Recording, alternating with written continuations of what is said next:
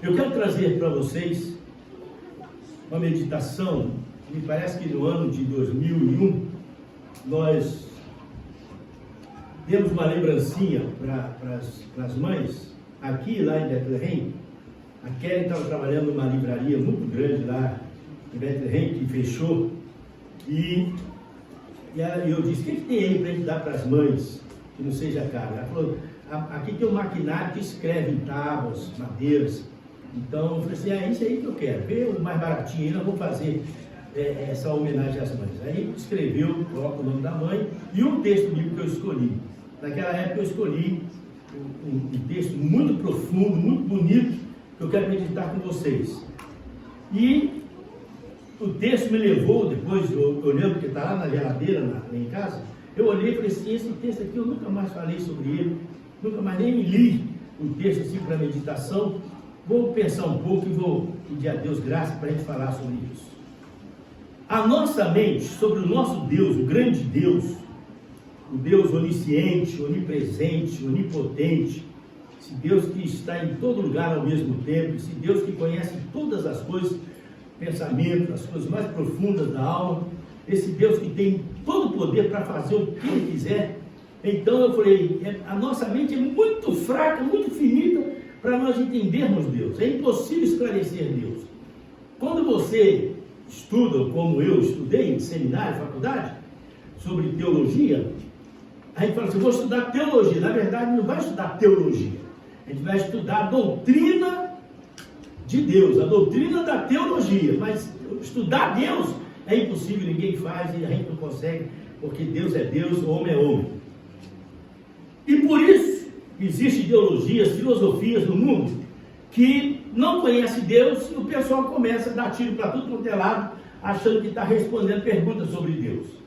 Por exemplo, eu lembro de uma música que foi cantada algum tempo atrás pela Baby Consuelo, dos Novos Baianos, que não é mais Baby hoje. Ela se converteu, hoje é uma pastora, e ela chama Pastora Baby do Brasil. E ela cantava uma música assim, ó: se Deus é menino ou menina, não fere o seu lado masculino. Já ouviram essa música? A música fez muito sucesso no Brasil, e ela canta muito, a mulher canta muito.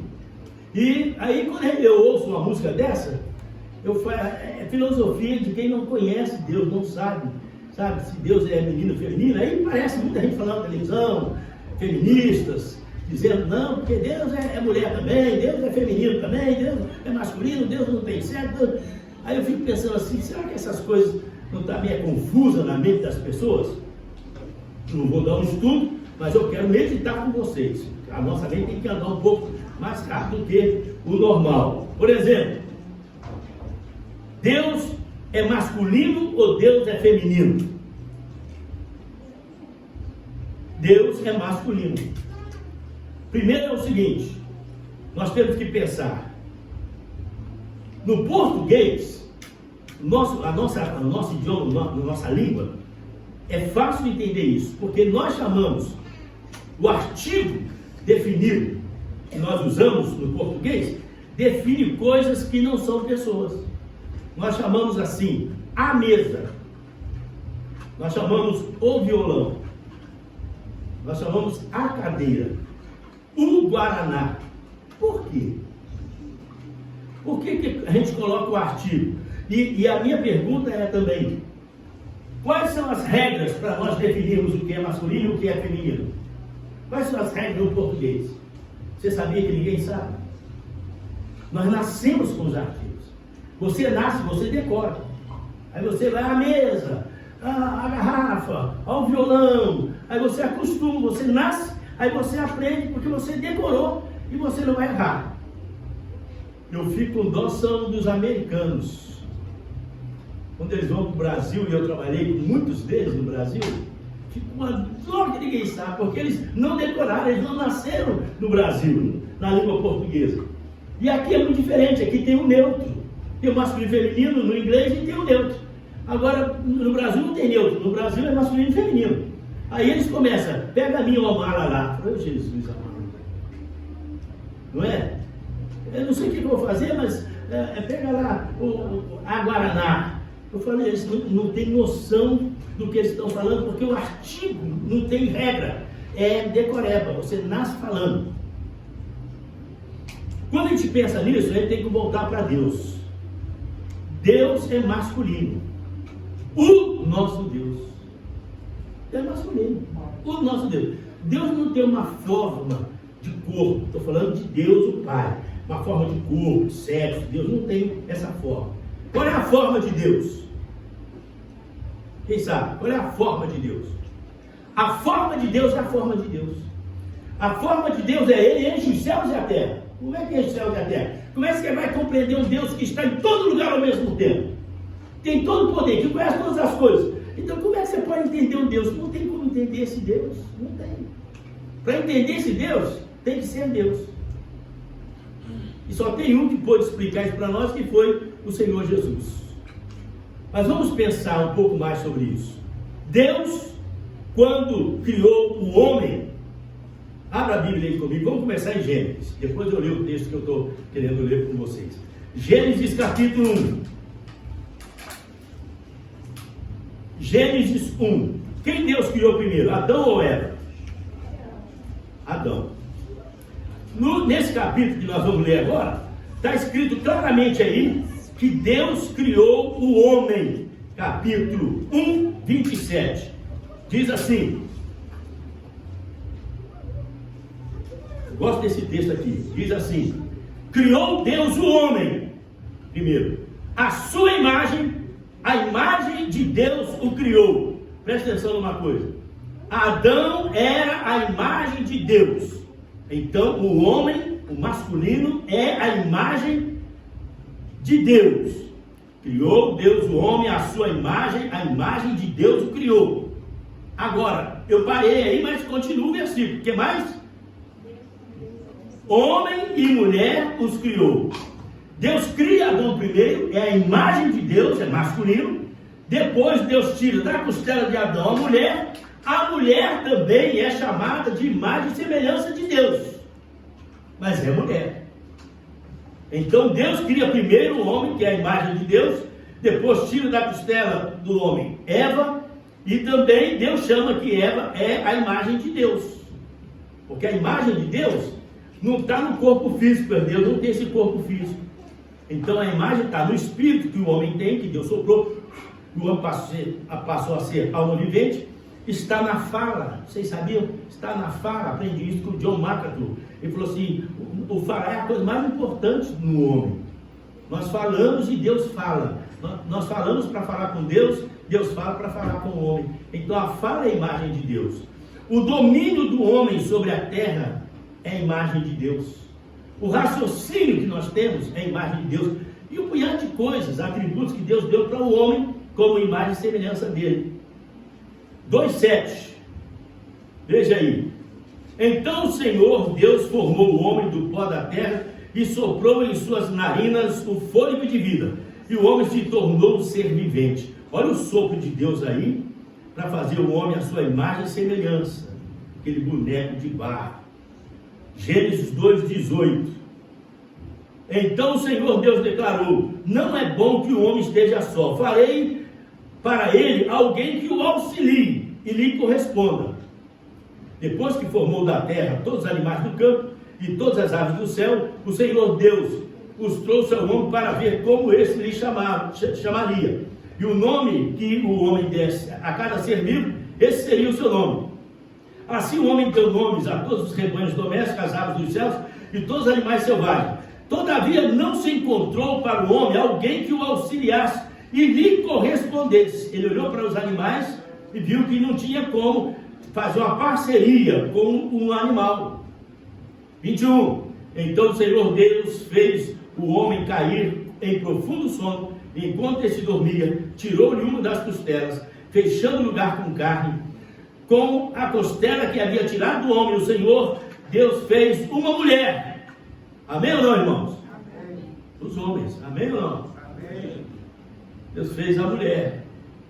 Uma vez nós estávamos falando assim: o que é que Deus fez que você mais admira, mais gosta? Num culto, não sei se era dia dos pais, que dia que era. Todo mundo, o céu, o sol, a lua, o mar, isso que estavam falando. E um dos irmãos assim, mais sério na igreja, sabe, mais sério.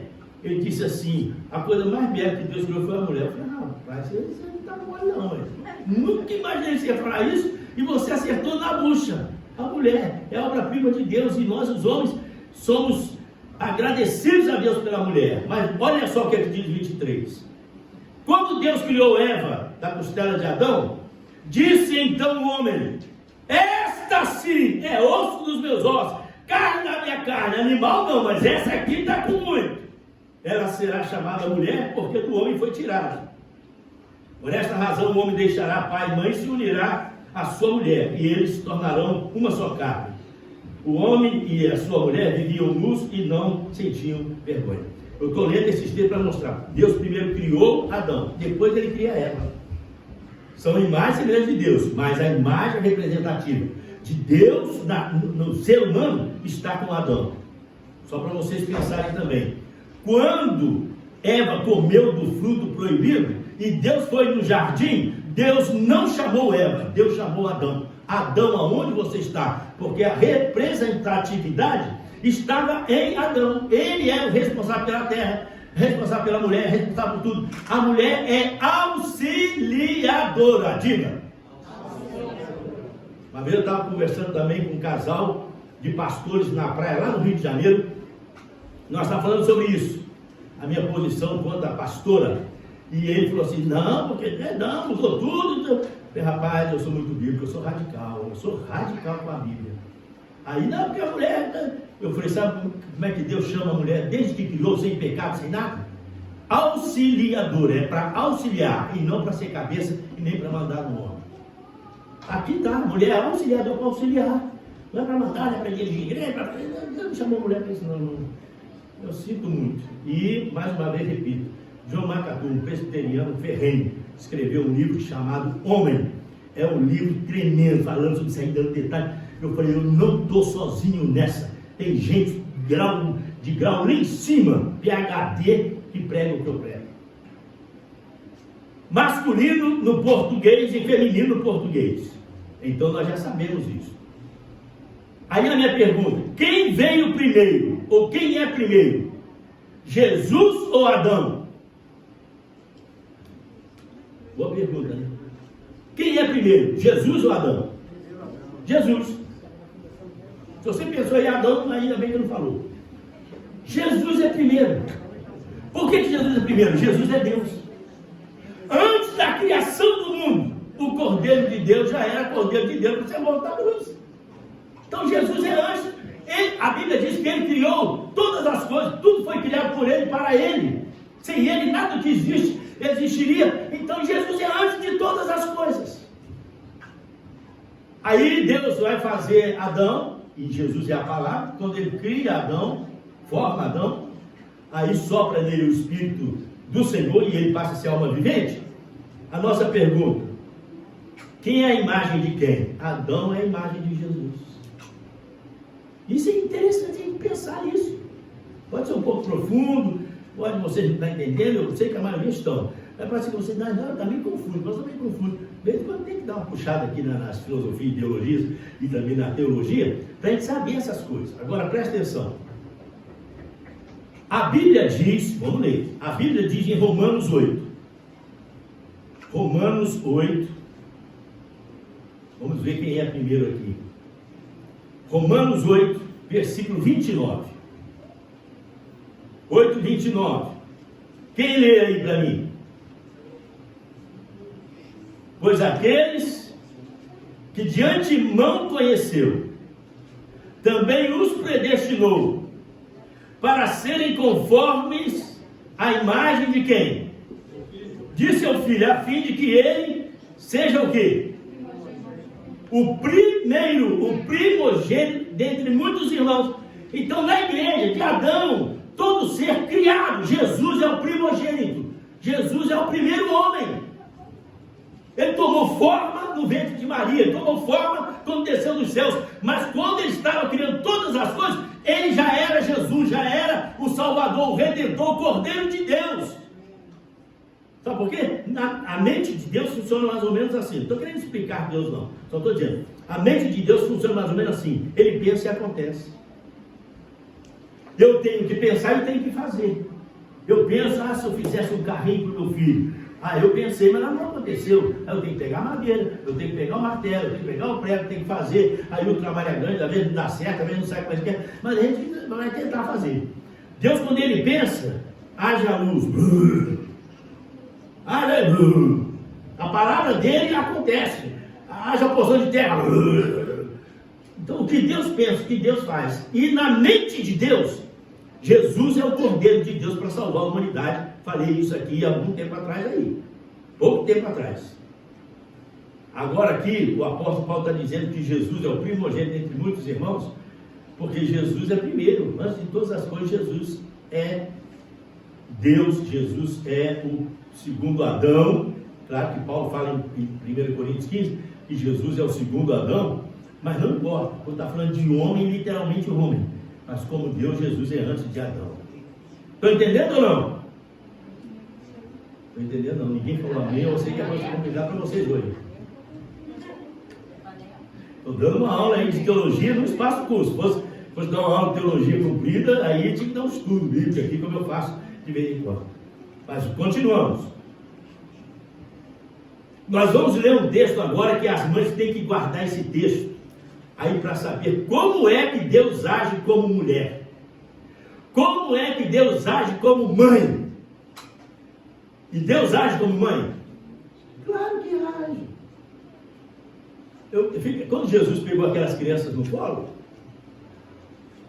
os adultos falaram, não leva não, Jesus não tem tempo para isso não, de pegar a criança em colo, não. Jesus tem que mexer com os adultos, tem que curar os enfermos, tem que abençoar o povo, não leva não. Jesus foi indignado e falou assim, deixa as crianças virem a mim. E Jesus pegou as crianças no colo, pegar a criança no colo é mãe, pega no colo. A Bíblia diz que ele botou a mão sobre as crianças e abençoou. Deus abençoou essa criança, papai abençoou essas crianças. Isso aí é obra de mãe que fica lá a noite toda. Quando meus filhos eram pequenos, todos eles, a Mar passava às vezes a noite praticamente toda, principalmente com a Karen, que ficou doente aos 6 meses com bronquite, pneumonia e anemia. Mar passava a noite toda com ela, balançando, tratando, para ela não chorar, para não me acordar. Que mãe. Agora veja só, Isaías 66, versículo 13, esse é o texto. Isaías 66, versículo 13.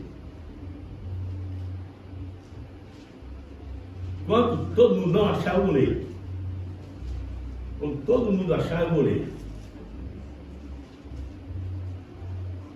Alguém não achou? Fala, pastor, eu não achei ainda não, estou procurando, não tem problema. Achou? 66, 13 de Isaías.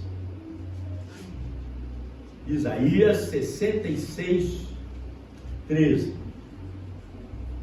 Todo mundo?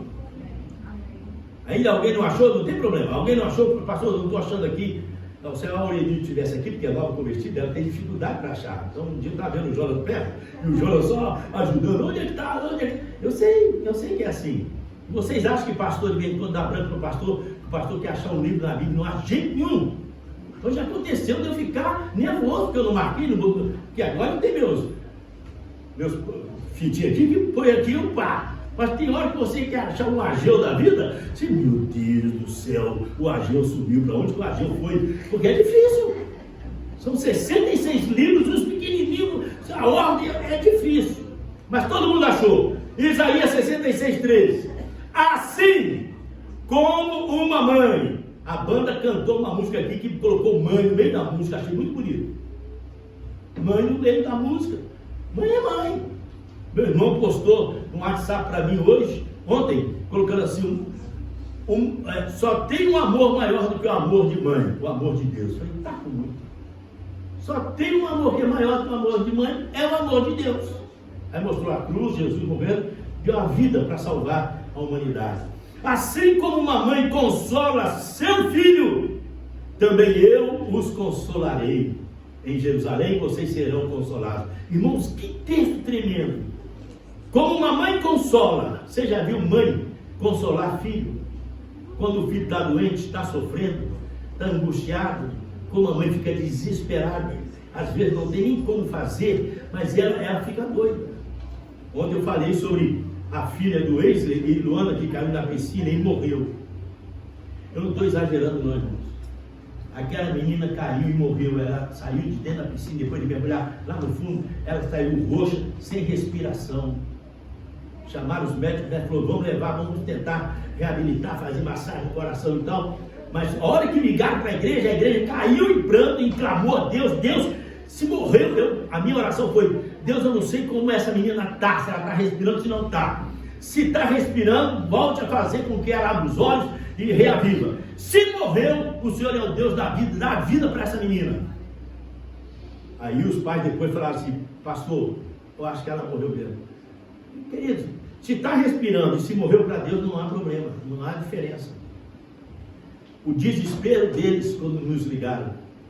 Igreja, por favor, igreja, para agora, ore por nós. E que desespero da mãe, a mãe não sabia o que fazer.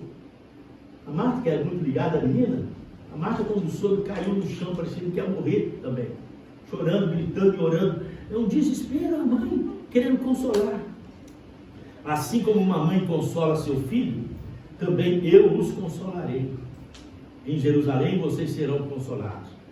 Deus está agindo como uma mãe. Ele não é mãe. Ele está agindo como mãe. Ele está fazendo o que uma mãe faz. O carinho que a mãe tem, o consolo que a mãe tem para com seus filhos, o amor que as mães têm pelos seus filhos. Aí você vai dizer, mas tem mãe que abandonou o filho. Isso é exceção, nós não estamos falando de exceção. Nós estamos falando de regra. Regra. Mãe está com muito.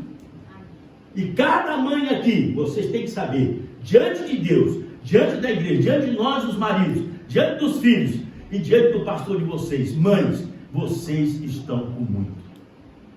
Porque o amor de vocês é uma coisa fora do normal.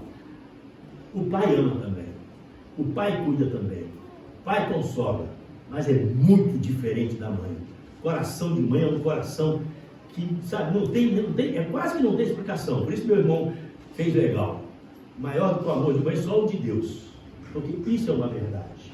Nós estamos dizendo o seguinte: assim como a mãe consola o filho, ô mãe, assim como você cuida do seu filhinho, põe no colo, balança, pode ficar a noite toda que você fica acordado. Deus está dizendo, eu também vou consolar vocês. Quem está passando por aflição, Deus está dizendo, eu vou agir como uma mãe, eu vou consolar você. Aí Jesus vai pegar você no colo, Jesus vai andar com você. E Ele tem feito isso, andado com pessoas, sabe por que clamaram a Ele? Por misericórdia. E eu vou dizer, e a graça comum, Deus tem andado até com ímpios nessa pandemia. Gente que não merece, mas Deus fala, eu vou ajudar, eu vou consolar, eu vou abençoar. Aí Deus diz assim, assim como uma mãe consola seu filho, também eu os consolarei. Aleluia. Agora veja o final do versículo. Em Jerusalém vocês serão consolados. Ele está dizendo, eu faço isso agora. E Jerusalém é a prova de que vou acabar com a morte. Eu vou acabar com a lágrima. Eu vou acabar com a angústia. Eu vou acabar com tudo que está errado. Eu vou, quando Jesus voltar, Nova Jerusalém desce com Ele. E não haverá, como diz o livro do Apocalipse, capítulo 21, não haverá mais dor, não haverá mais lágrimas, não haverá mais pranto, não haverá mais nada. Agora é Deus habitando com o seu povo, habitando com a sua igreja, e nós reinando para Ele, com Ele, para todo sempre, sem morte, sem, sabe, desespero, sem nada disso. Amém ou não, queridos? Qual é o texto que vocês vão levar para casa hoje? Todos nós, né? Principalmente as mães. Qual é o texto? Repita, quem decorou? 63 vezes. Escreve na sua Bíblia. Quem está com a impressa, marca aí, mãe, dia das mães. O pastor Timóteo pregou dia das mães aqui. Aí o dia que chegar um outro dia das mães, você quer trazer um texto para uma mãe que está aflita? Pega o texto, mostra. Vou mostrar um texto aqui para você que está chorando. O que Deus promete para você. Assim como uma mãe consola seu filho, eu também os consolarei. E em Jerusalém vocês serão consolados. Irmão, nossa igreja, nós estamos com muito. Recebendo bênção agora e no final muito mais ainda. Vamos orar. Deus, obrigado por esse texto. Parece tão escondidinho lá em Isaías. principalmente no capítulo 65, 66 de Isaías, que tem tantas promessas boas, mas também tem promessas dizendo que o Senhor vai condenar muita gente. Mas para nós que esperamos no Senhor, então o Senhor irá nos consolar. A promessa é para Israel: eu também em Jerusalém, vocês serão consolados, eu vou arrumar tudo que está errado. Os judeus nem sabem o que é isso. Nós cristãos sabemos o que é isso. É a volta do Senhor Jesus, consertando todas as coisas. Novos céus, nova terra, a nova Jerusalém descendo do céu e nós reinando com Ele. Eu tirarei dos vossos olhos toda a lágrima. E mais do que isso, esse é o tabernáculo de Deus com os homens. Eu habitarei com eles e eles habitarão comigo. Eu serei o seu Deus e eles serão o meu povo.